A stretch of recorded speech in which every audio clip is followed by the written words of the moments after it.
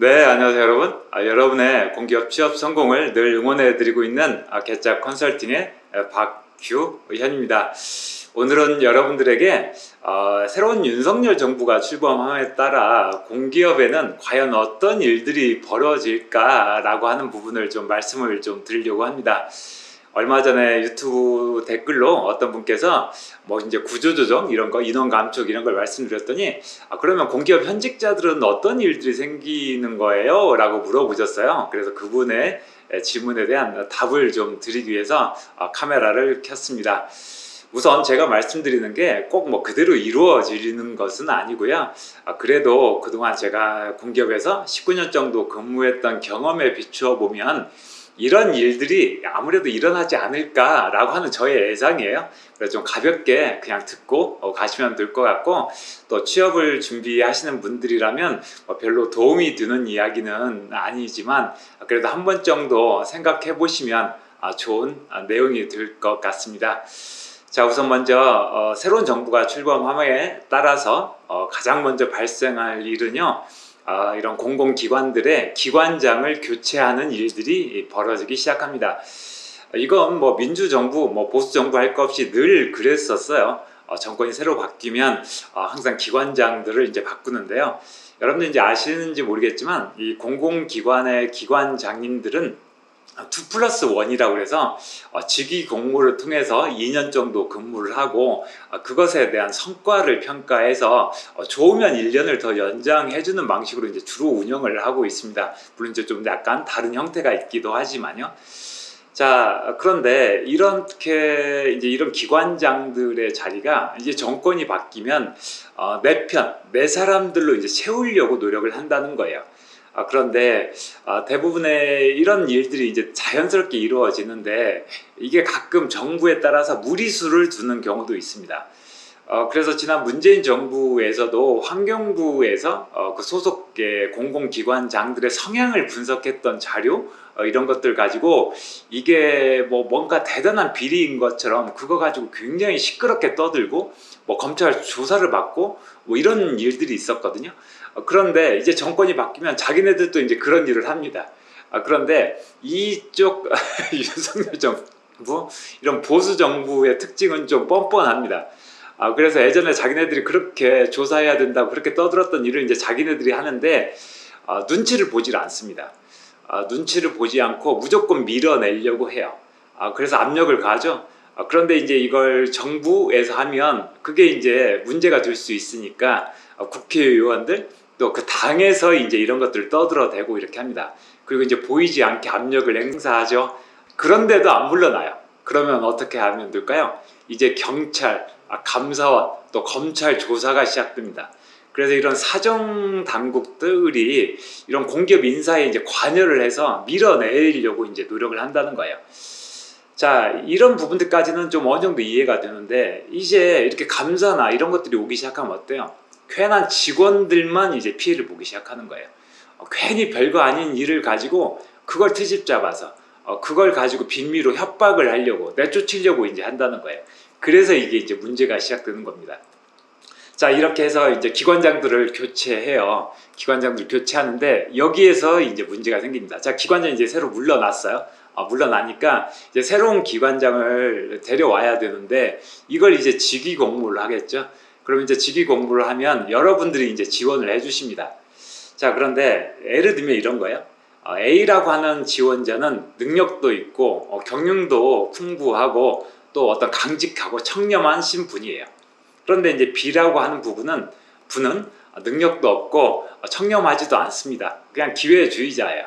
자, 이런 분들이 이제 지원하는데 이것들을 이제 기관장을 새로 결정할 때 물론 안에 이제 이런 뭐 위원회가 있어요. 이런 위원회가 있어서 그 2배수 정도로 이제 올려줍니다. 뭐 기재부를 통해서 이제 뭐 국무조정실 이런 데까지 올라가는 거예요.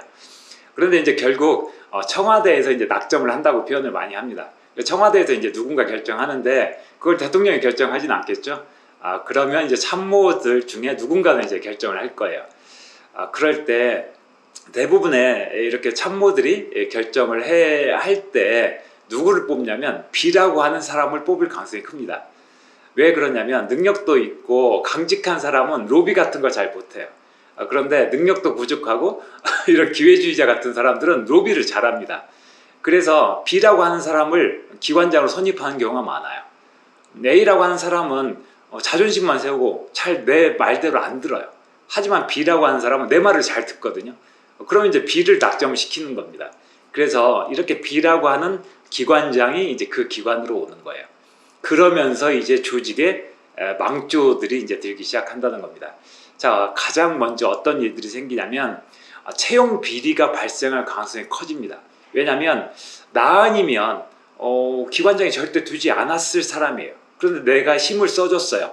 그럼 그 기관장은 내가 이야기하는 거 당연히 들어주겠죠. 그래서 이렇게 채용 비리가 그런 데서부터 이제 시작합니다. 그리고 이렇게 정치권의 바람을 타고 낙하산으로 오시는 분들은 기존의 사업들이나 이런 것들에 대한 내용에 어떤 관심을 갖기보다는 더 좋은 자리로 가는 것을 목표로 합니다. 그래서 이제 조직 내부에서 계속 정치 바람들이 불기 시작하는 거예요. 그래서 이제 그런 새로 오신 기관장한테 아부하고 더 성과 보여주려고 하고 이러면서 이제 조직에 문제들이 생깁니다. 그런데 이런 것들이 뭐 보수 정부, 민주 정부 없이 다 이런 비슷한 경향들이 늘 일어납니다. 하지만 특히 보수 정부에서는 이런 경향이 점점 강해지는 측면이 있어요. 그래서 이런 부분들이 이제 전체 공공기관들에게 악영향을 미치는 경우가 많습니다. 자, 그 다음에 두 번째는 자 이렇게 새로운 정부가 들어서면 앞서 말씀드렸던 것처럼 사업을 구조 조정하거나 또는 조직을 개편하거나 또 인원을 감축합니다. 그래서 기존에 잘하고 있던 사업을 매각하기도 하고요. 또 알짜 재산을 매각을 하고 또 어떤 인원을 축소를 하게 된다는 거죠. 자, 이런 것들이 앞서 이런 부분들은 어떤 문제점이 있는지 쭉 설명을 해드렸으니까 다시 말씀드리지는 않겠지만요. 이런 일들이 시작되면요. 조직 내부에서 부서 간의 갈등들이 생깁니다. 우리 부서는 못 줄여. 우리 부서는 이거 못해. 왜 너네는 안 해? 이런 식으로 서로 싸우기 시작한다는 거예요. 그래서 한참 일을 열심히 해야 될 조직들이 이런 내부의 어떤 권력 싸움, 정치 싸움 이런 거에 휘둘려서 일을 제대로 하지 못하는 경우가 많습니다. 그래서 공기업이 이제 제 역할들을 제대로 못하는 경우가 많이 발생합니다. 자, 그 다음에 이제 중요한 것 중에 한 가지죠. 월급을 줄입니다. 복지를 축소시키고요. 이상해요. 이상하게 보수 정부만 들어서면 공기업 직원들 월급 받는 거 가지고 늘 시비를 겁니다. 그래서 벌써 공무원들 월급 동결하겠다는 이야기 벌써 나오고 있죠. 자, 공기업 공무원들 월급 동결하면 공기업 월급 올려줄 수 있겠어요? 못 올려주죠. 그래서 이렇게 월급을 줄입니다. 그런데 문제는 그러면 국회의원들 월급 줄여야죠. 그건 하지 않습니다. 대통령 임금 줄여야죠. 월급 아깝잖아요. 자기 월급 절반 내놔야죠. 아니면 난 한 푼도 안 받겠다고 해야죠.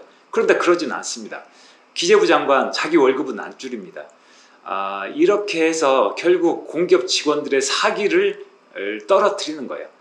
그러면 공기업 직원들 당장 열심히 일을 하고 싶은 마음이 들까요? 그렇지 않습니다. 월급 받는 만큼 일하고 싶어 하는 게 모든 사람들의 생리예요.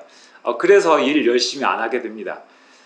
현명한 정부라면 월급 많이 주고 대신 성과 만들어내라. 성과 만들어내지 못하면 그에 대한 책임은 져라. 이게 맞는 방식이라는 거예요. 그런데 무작정 국민 경제가 어렵고 어쩌고저쩌고 하면서 고통분담이라는 단어 아마 많이 보실 겁니다. 이런 고통분담을 이야기하면서 늘 월급을 줄이려고 해요. 그래서 호봉을 올려주지도 이제 호봉 승급분 이런 부분들을 안 올려주기 시작하는 겁니다. 그리고 성과급, 경영평가 할 때 등급을 다 낮춰버리는 겁니다. 그래서 공기업을 망하게 만드는 거예요. 자, 또 어떤 일들이 있냐면요. 참 어이없는 일인데요. 급여를 반납하거나 이런 일들을 시작합니다. 성금을 모집하거나 또는 에너지 절약 이런 정말 참 자질구레한 일들을 시작해요. 그래서 제가 좀 걱정하는 부분은 뭐냐면 지금 경제 상황이 굉장히 어렵거든요. 굉장히 위험하거든요. 근데 어느 언론도 이거에 대해서 이야기하지 않고 있습니다. 그러다가 우리가 전에 IMF를 맞았던 거예요. 그런데 벌써 환율이 1320원 이렇게까지 올라가고 있습니다. 물가 상승 말도 못하고 있죠. 월급 빼고는 다 올라가고 있어요. 자, 지금 환율 이렇게 올라가고 있고 금리 계속 올리는 거 주저하고 있는데 이거 결국 나중에 더 큰 폭탄으로 커집니다. 금융기관들의 부실 예상을 할 수가 없어요. 그런데 얼마 전에 뭐 이렇게 청년들의 아픔을 감싸 안으시겠다고 하시면서 120조 하겠다고 하죠. 그러면서 이야기하는 게 정부 예산은 5조밖에 안 된다. 나머지는 금융기관에서 해줄 거다. 언뜻 보면 그럴싸하지만 자, 금융기관들이 자 115조 정도의 부담을 안게 되면 그 금융기관들이 그 돈 다시 어디서 충당해요? 일반 국민들 금리 올립니다. 그래서 결국 우리가 부담하는 거예요. 그래서 결국에는 이런 금융기관들의 부실을 더 촉진시키는 겁니다. 지금 저축은행 부실 좀 심각하다는 이야기 계속 드리고 있거든요. 자, 이렇게 되면 가장 먼저 하는 게 월급 반납 이런 이야기 합니다. 예전처럼 금모으기, 벌써 정치권에서 그런 이야기 하는 사람들 벌써 기사 보셨나요? 제2의 금모으기 운동해야 된다고? 국민들이 할 것 같아요? 안 합니다. 국민들 참여 안 합니다. 절에도 안 할 거예요. 왜? 정부가 제대로 하면서 뼈를 깎는 노력을 하면서 해도 할까 말까 한데 정부가 일 안 하면서 국민들한테 왜 고통 분담을 하라고 하는 거예요. 그런데 이걸 공기업에 시킵니다. 그래서 공기업 월급들 반납해라 이런 이야기 합니다. 그리고 뭔가 일해야 되니까 뭐 성금 내라 이런 거 하는 거예요. 그 다음에 이제 좀 아까 말씀드렸던 어이없던 이야기 뭐예요?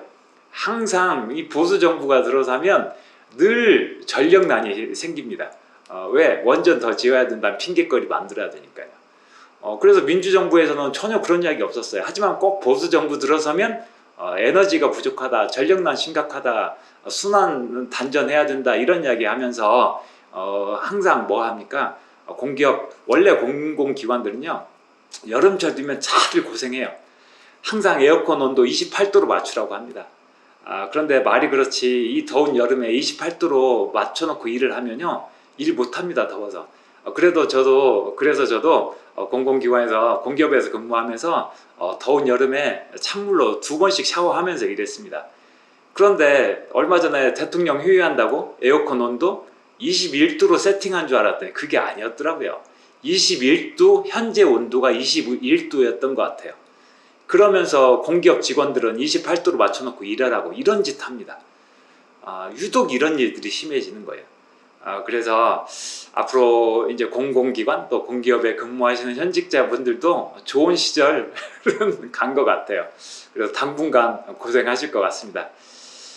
지금까지 새로운 윤석열 정부가 들어서면서 어떠한 일들이 생길 건지 좀 그냥 간략히 좀 설명드렸어요. 우선 기관장을 바꾸려고 할 거고 사정, 전국 이런 것들이 시작될 거다. 그에 따라 공기업 내부에서 정치 싸움이 벌어지고 또 심지어는 채용 비리 같은 이런 부정적인 일들이 일어날 거다라고 말씀드렸고요. 또 사업 구조 조정, 조직 개편 이런 감축에 따라 일보다는 내부의 권력 싸움을 더 많이 하게 될 거다. 그리고 월급, 복지가 축소될 거고 월급 반납 또는 심지어 뭐 성금 납입하는 것 이런 거 많이 늘어날 거고요. 그 다음에 에너지 절감 이런 것들 때문에 더 많이 고생할 것 같다 라고 말씀드렸습니다. 자, 오늘 제가 준비했던 내용들을 다 말씀드렸고요. 제가 지금 말씀드렸던 일들이 일어나지 않아야 윤석열 정부가 성공할 텐데 과연 그럴지 좀 걱정이 많이 되고 있습니다. 그래도 우리 공기업 직원분들 많이 고생하시는 거 알고 있고요. 더 힘내서 국민들 위해 많이 노력해 주셨으면 좋겠습니다. 자, 다음에 더 좋은 컨텐츠로 찾아뵙도록 하겠습니다. 오늘 긴 말씀 끝까지 경청해 주셔서 감사드립니다. 고맙습니다.